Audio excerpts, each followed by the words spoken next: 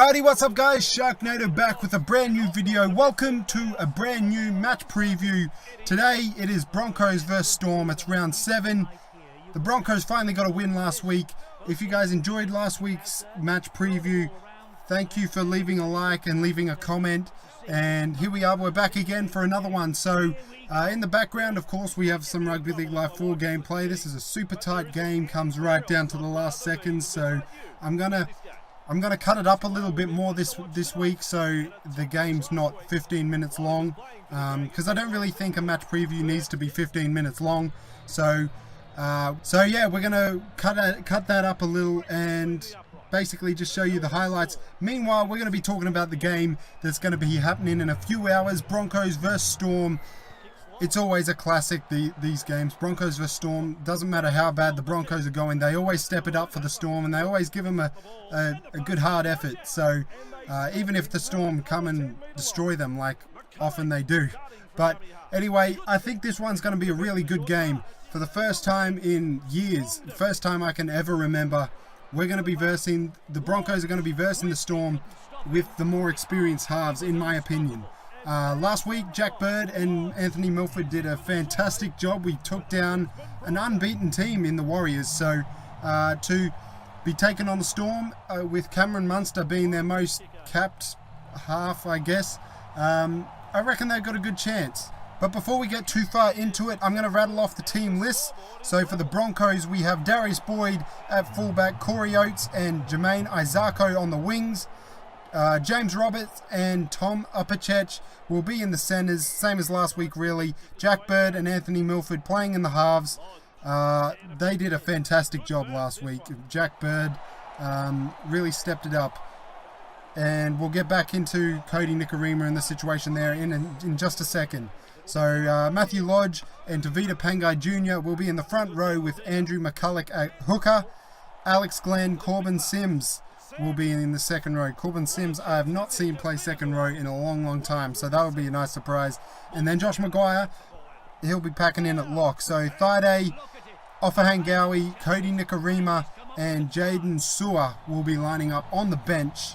So yeah, Cody Nikorima on the bench. Everybody's kind of like, oh, he's been dumped.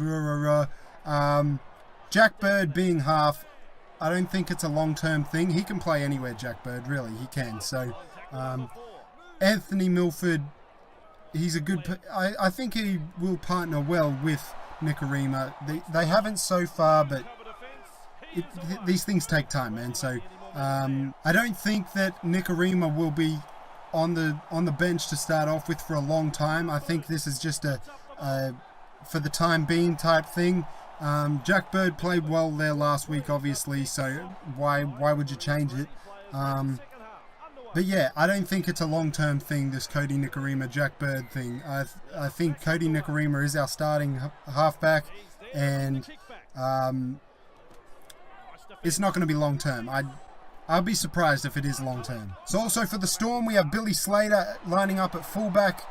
Vunivalu will be on the wing, partnering with Josh Adokar. Obviously, that's been their team for a minute now. Curtis Scott and Will Chambers in the centres. Munster and Jax will be in the halves. If I'm not saying their first names, I'm sure they'll be popping up on the screen, or if they're not, well, go to NRL.com, sorry. Anyway, Jesse Bromwich and Asofa Solomona will be lining up in the front row with Cameron Smith at hooker, obviously being the captain. Felice Kafusi, Ryan Hoffman in the second rows, and Tim Glasby at lock. Brandon Smith, Kenneth Bromwich, Christian Wealth, and Sam Cassiano will be lining up on the bench. Geez, that's a mouthful of names to say. They're not hard names like the Warriors last week, but dude, that was a mouthful. But this week there shouldn't be any injury concerns for the Broncos. Last week was just an absolute shambles, and the NRL made a special allowance for the Broncos to add an extra man on their team, for the starting team anyway, because of the injury concerns.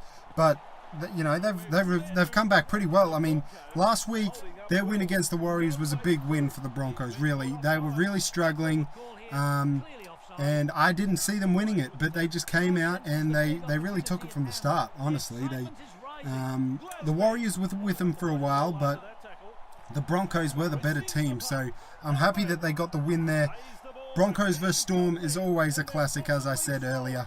The Storm often actually in fact, at Suncorp Stadium, usually the Storm come out winning 30-8 or something. Like the last close game I remember, I think, was a Golden Point game, like back in 2015 or something.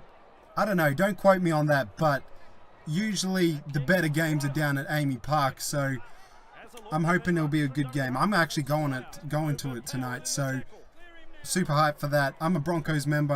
Usually I don't miss many games. I have, as I said last video, I haven't missed a few games this season, just purely to be busy. You know, grown-up life, it sucks. But looking at form, the Storm are sitting in the better position at this point. They are on the same points, so both have won 3, lost 3, but the Storm are a little better for wear, I guess, with points for and against. But when it comes to these matches, I really don't think it matters. None of that stuff matters. I mean, Broncos vs Storm is very similar to Broncos vs Cowboys almost. There's been a rivalry ever since the 2006 Grand Final, and it's going to set up for being a banger. It's going to be a really good match. I can guarantee you that. There's been a heap of news during the week about Craig Bellamy taking over for Wayne Bennett, and I don't think, in my personal opinion, Wayne Bennett's going to be there until he retires. He ain't going to get kicked out. Let's be honest here. But Craig Bellamy to take over for the master coach, I wouldn't mind it. I'd take it. Craig Bellamy's a great coach. Look at him. He's successfully led 3 of the greatest players in the past decade. Well, 2 decades really. Maybe just a decade. But he's led them for the last decade, and they've been the most successful team. Yeah, the Broncos were the most successful team back in the 90s, and I wish I was old enough back then to be following the Broncos.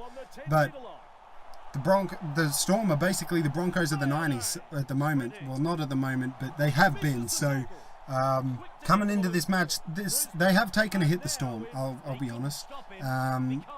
There has been a difference since Cooper Cronk left, and you can kind of tell. Usually the Storm don't start off 3-3, but coming into this match, I back the Broncos. I really do. They got a good chance if they can play like they did last week, and if the forwards only improve, dude, they're going a long way to winning, I tell you. And yeah, I'm going to wrap it up there. I didn't get into much like I did last week, but I'm going to keep it short.